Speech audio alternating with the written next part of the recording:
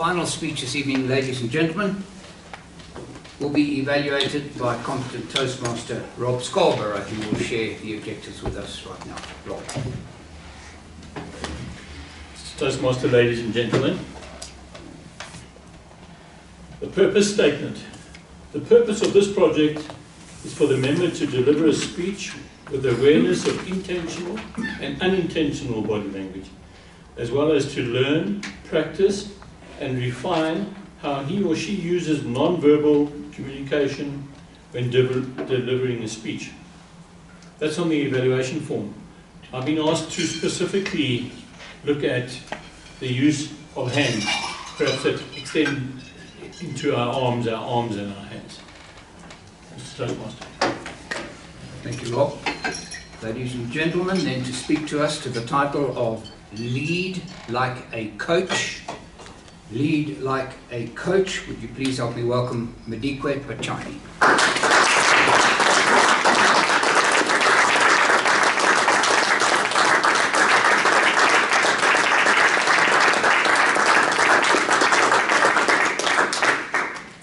Mr. Toastmaster, fellow Toastmasters, distinguished guests, and visitors.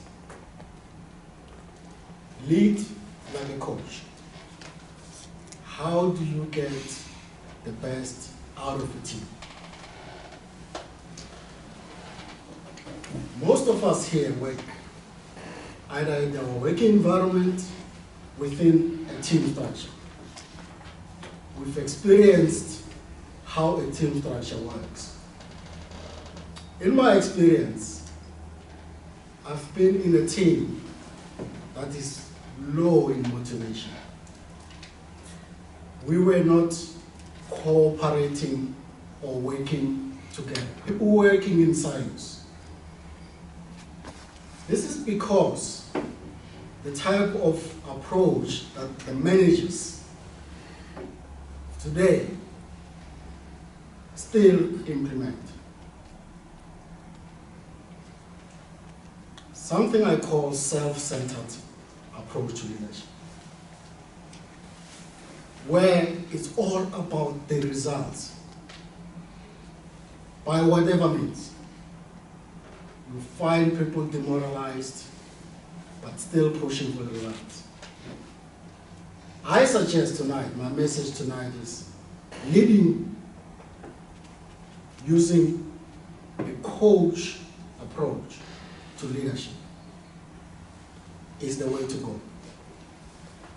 This approach, you care about your team members.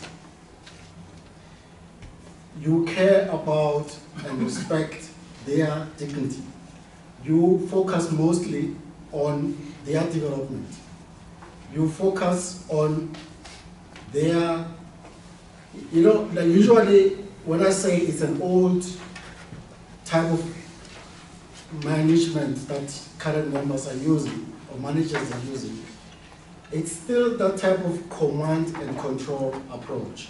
And I think usually also we are mainly tempted to use that type of approach also, even for our kids. It's an old way of approach which usually during those times when we used to work in factories, where you actually had to control people. Managers used to use that approach. Nowadays it's no longer relevant. Most of us no longer work in factories or in those environments that requires control. The coach approach, which I'm suggesting, is serious focus and a change in the mindset in terms of really focusing on the team. Now there is 3 techniques that are used in the coach approach. The first one, you have to have conversations with your team, and meaningful conversations. As a leader, it's your responsibility to get the best out of your team. It's your responsibility. Every member of the team has some skill, has some knowledge. It's your responsibility to get that out of them. in your conversations with them, it's important that you ensure that each one of them gives you his personal goal, at least for a year. Focus on that. Most of the time, we're so focused on the results that we tend to forget the needs and the objectives of our team members. One other technique, the second technique that is very close to my heart, is feedback, giving critical feedback. Now, usually feedback gives fear to people. I work with a team at work, and every time we hear about some kind of feedback that we're going to get, naturally we assume that it's going to be a negative. And people always fear that. So the technique emphasizes the fact that we need to give a little bit more of positive feedback. We tend to focus a lot on the negative feedback,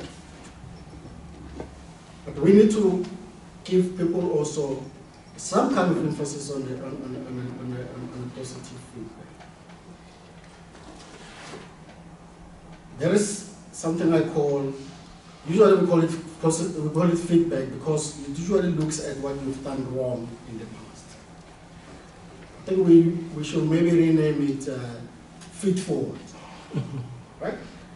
We look at the things that you can improve going forward. That's my thinking around it. It's one of the aspects that many people do not apply in a working environment. Usually you get it when you get the review that is supposed to give you some kind of a bonus at some point if you perform. So that's the one aspect that is useful.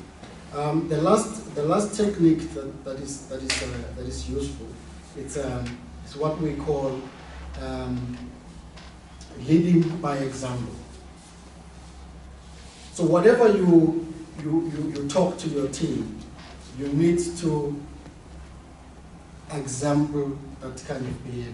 So you cannot tell them that this is how we're going to operate and you do something else. So in short,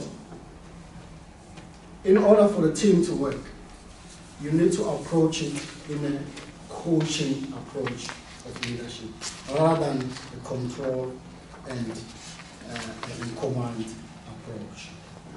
And looking at those techniques, making sure that you have conversations with them, you